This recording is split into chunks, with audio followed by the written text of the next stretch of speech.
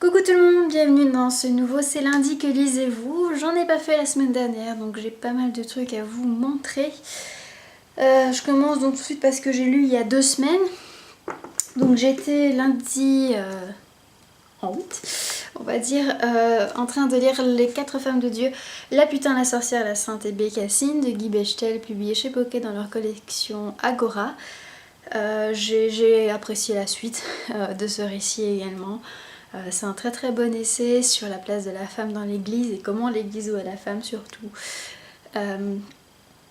Voilà, j'ai bien aimé toutes les parties, un peu moins la sainte, parce que voilà, la sainte ça parlait vraiment de choses sur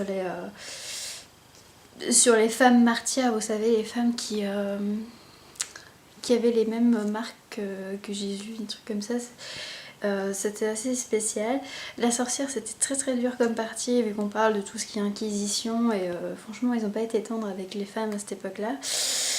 Mais je pense que ce que j'ai préféré c'est finalement la conclusion quand on parle un petit peu de la femme au XXe siècle et que c'est elle qui a lancé un peu la sortie de l'église de pas mal de personnes en fait, parce que voilà, au XXe siècle quand il a commencé à avoir la pilule, l'avortement, etc., avec l'église s'y est opposée, ils ont perdu beaucoup de fidèles parce que voilà, faut savoir qu'une grande partie des fidèles sont des femmes en fait, plutôt que des hommes, et voilà, c'était très intéressant à voir, et même si l'ordination des femmes n'est pas un sujet d'actualité pour l'instant, j'espère que ça le deviendra à l'avenir, parce que je pense que voilà, la foi c'est pas qu'une affaire d'hommes finalement. Je vous donne mon avis dans la semaine sur cet essai donc. Et j'ai également lu, vous m'attendiez beaucoup au tournant, il s'agit de Rouge Rubis de Kerstin Gier, publié chez Milan dans leur collection Macadam. Alors j'ai vraiment beaucoup aimé. Donc voilà, si ça peut rassurer certains d'entre vous, voilà. C'est pas encore un coup de cœur. Pourquoi je dis pas encore? Parce que je pense que c'est un coup de cœur potentiel pour les prochains tomes. Ça dépend un petit peu de comment ça va se dérouler. Donc on suit Gwen, une jeune fille de 16 ans qui vit dans une famille en fait où certains héritent du gène qui leur permet de voyager dans le temps. Et voilà, on sait si quelqu'un a le gène en fonction de sa date de naissance. Et donc ce n'est pas Gwen qui est censée hériter de ce gène, mais sa cousine Caroline. Mais tout va pas se passer comme prévu. J'ai vraiment beaucoup aimé Gwen, pardon, qui est une jeune fille vraiment super attachante parce qu'elle n'est pas parfaite du tout. Elle a des lacunes en histoire, elle est un petit peu maladroite. Enfin bref, moi elle m'a vraiment... je suis vraiment rapidement m'identifier à elle et l'apprécier. Voilà. Sinon l'histoire est vraiment super fluide, voilà, on devient vite accro en fait à savoir ce qui va se passer, c'est vraiment très bien fait, c'est un très bon roman young adulte. Alors maintenant, pourquoi c'est pas un coup de cœur?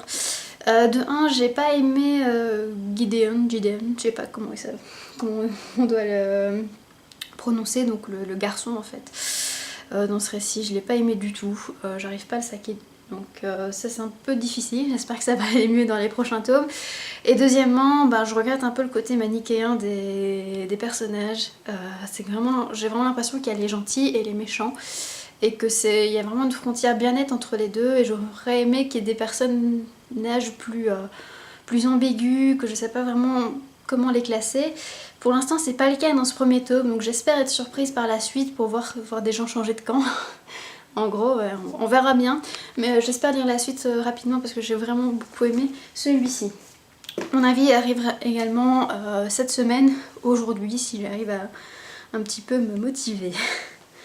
Alors ça c'est donc ce que j'ai lu il y a 2 semaines. La semaine dernière j'ai terminé 2 autres livres. Donc le premier c'est un manga, The Earl and the Fairy d'Ayuko et de Mizuetani chez Glénat.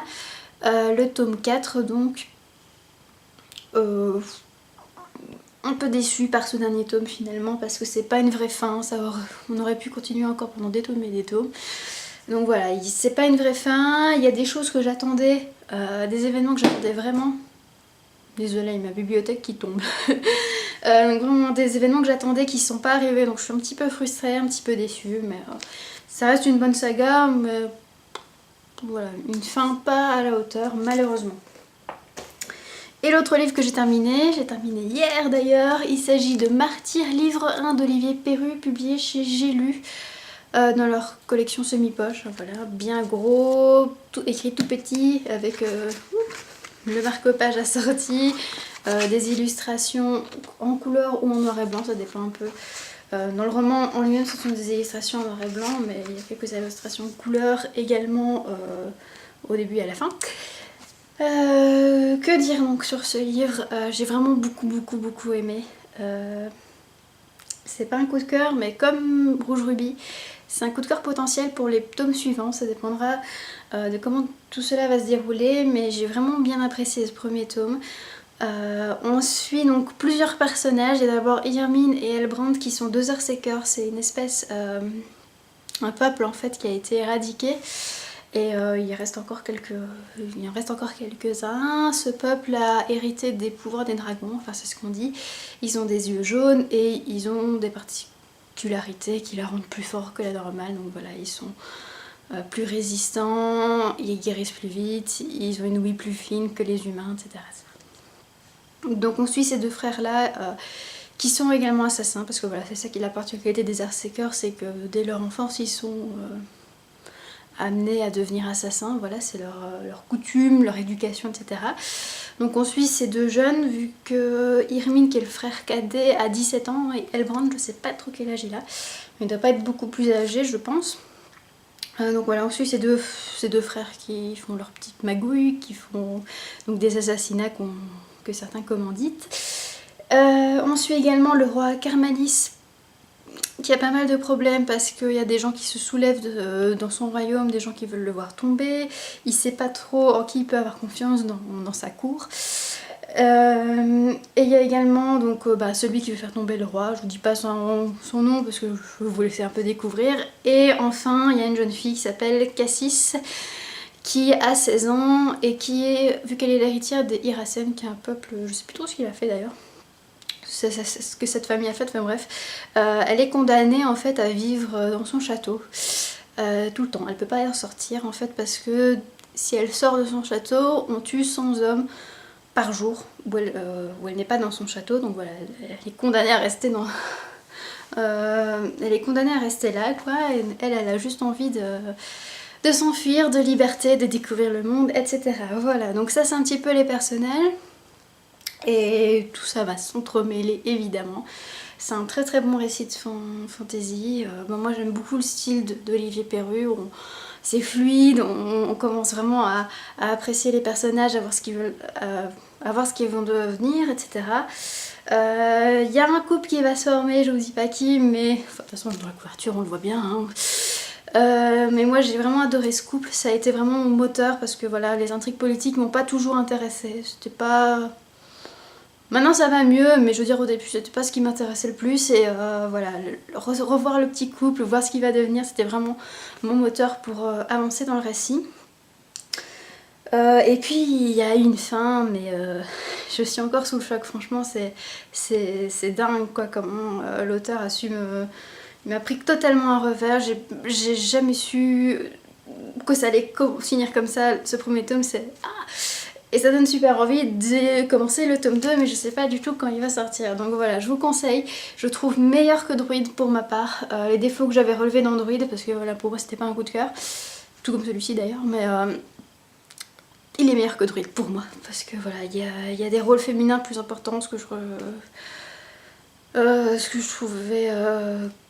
que je ne retrouvais pas dans Druid finalement. Il y a des choses qui, voilà, c'est plus abouti, plus travaillé, enfin c'est plus gros aussi, vous voyez, c'est un premier tome, il fait 700 pages, Druid c'est un tome unique et il fait 500 pages, donc voilà, forcément c'est plus détaillé, c'est plus, voilà, c'est mieux, tout simplement. Et malheureusement j'ai abandonné une lecture en cours de route durant ces 2 semaines. Je vous l'avais présenté dans le dernier C'est lundi, donc il s'agit de Mémoire d'un quartier, tome 1, Laura et Antoine, de Louise Tremblay Dessiembre, publié chez Pocket.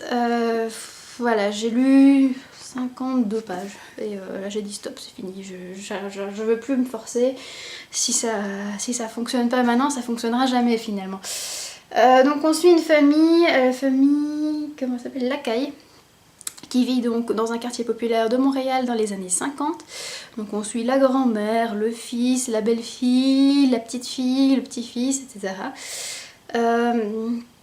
Donc voilà, il leur arrive plein de trucs comme dans chaque famille. Alors pourquoi ça l'a pas fait le plus gros défaut pour moi c'est le langage en fait. L'auteur le dit au début. En fait les dialogues sont réalisés en quelque chose. Du joual, voilà c'est ça. Donc c'est un dialecte québécois. Donc tous les dialogues sont faits en joual et moi j'ai pas vraiment apprécié ça. Après ça participe pour rentrer dans le récit j'imagine, d'imaginer d'entendre le dialecte québécois, mais moi je passais mon temps à décortiquer ce que voulaient dire ces dialogues parce que c'est pas du tout des dialectes que je trouve faciles à comprendre pour moi. C'est pas un mot sur deux, enfin c'est pas les mots qui sont un petit peu raccourcis comme on voit parfois dans les romans fantasy pour montrer un peu le langage paysan. Il y a des tournures de phrases qui sont pas logiques, il y a des dialogues en fait où on parle par exemple d'un elle ou d'un il mais il parle en tu de cette personne donc c'est assez perturbant pour moi. Voilà, ça m'a vraiment gênée, je passais vraiment mon temps à décortiquer ce qu'il voulait dire, c'est vraiment dommage. Et puis les descriptions m'ont pas charmée, m'ont pas emballé plus que ça. Je sais pas comment dire, mais on est dans les années 50, mais moi je vois rien qui me donne l'idée qu'on est dans les années 50. Il n'y a pas de description de savoir ce qui se passe, de comment est leur vie, de comment sont leurs vêtements, de comment est la voiture qu'ils vont acheter, etc. Voilà, ça manque de description, ça manque d'empreintes finalement historiques pour que je puisse vraiment bien m'imaginer. L'auteur dit au début qu'elle se laisse emporter par ses personnages et j'ai vraiment l'impression que c'est ça, qu'elle voit dans sa tête tout ce qui se passe, elle écrit, mais elle pense pas que nous, on voit pas tout ce qu'il y a dans sa tête, donc faut qu'elle nous écrive un petit peu leurs vêtements, faut qu'elle nous décrive voilà, les comportements, ce qu'il faut faire dans cette société des années 50 au Québec quoi. Donc voilà. Ça l'a pas fait malheureusement, je reprendrai peut-être une autre fois, mais là je suis vraiment un petit peu dégoûtée quoi, parce que c'était vraiment trop difficile à lire. Voilà, les descriptions m'enchantaient pas, donc quand les descriptions m'enchantent pas en général, moi j'aime bien passer au dialogue. Je suis quelqu'un qui adore les dialogues, qui passe son temps à lire des dialogues et parfois à revenir sur les descriptions parce que voilà, les dialogues c'est vraiment mon truc, mais justement là les dialogues n'étaient pas ma bouffée d'oxygène, c'était vraiment ce qui m'handicapait le plus finalement, donc voilà. Ma lecture en cours, c'est un petit manga hein, pour se remettre un petit peu de tout ça, de Martyr et de cet abandon de Mémoire d'un quartier. Donc il s'agit de Codename Sailor V, tome 2 de Naoko Takeuchi, publié chez Pika Édition. Dans l'édition originale, il y a 3 tomes, sauf qu'ici, ce tome 3 est dans ce deuxième tome, donc n'attendez pas la sortie du tome 3 de cette édition, comme je l'ai fait depuis plusieurs mois.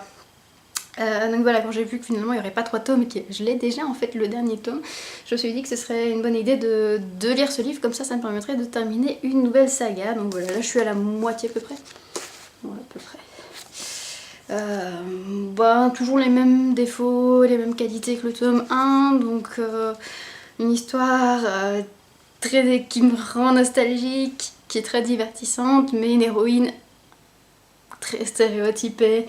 Voilà, Sailor V, elle pense qu'aux garçons et ça va pas beaucoup plus loin. Elle se fait toujours avoir par les méchants, elle se fait toujours embarquer et c'est son chat Artemis qui doit lui dire hey, attention c'est un méchant, faut que tu le combattes, etc. Donc le scénario est connu, c'est toujours la même chose avec des petites variantes en fonction des méchants forcément, mais voilà, ça se lit bien quand même s'il faut pas tout lire d'un coup, sinon ça devient vite lassant tout de même.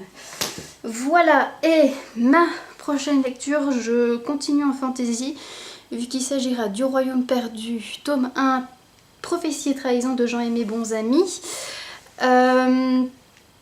Donc c'est un récit fantasy, je sais pas du tout si c'est jeunesse ou pas, où on suit un garçon qui s'appelle Fabien, qui vit dans notre monde mais qui va être propulsé dans un autre monde de fantasy avec voilà, des autres créatures, des combats, des batailles, etc.